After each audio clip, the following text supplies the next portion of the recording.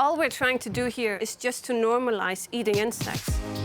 My name is Malena, and I'm the co-founder of Hey Planet here in Copenhagen.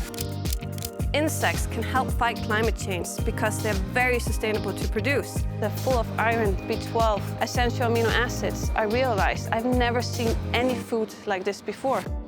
People don't eat insects because we eat with our eyes, but we found a solution for that. We managed to texturize the buffalo beetle powder, giving it a meat-like texture. So this is the factory, and as you can see, it's fairly small. We're very early stage, and we're still doing a lot of development with our meat. 1 kilo of beef emits 32 times more CO2 than 1 kilo of Hey Planet meat.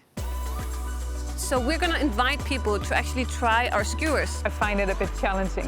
It tastes good. Actually, it tastes like real meat. I will buy it myself, actually. I think it's very good.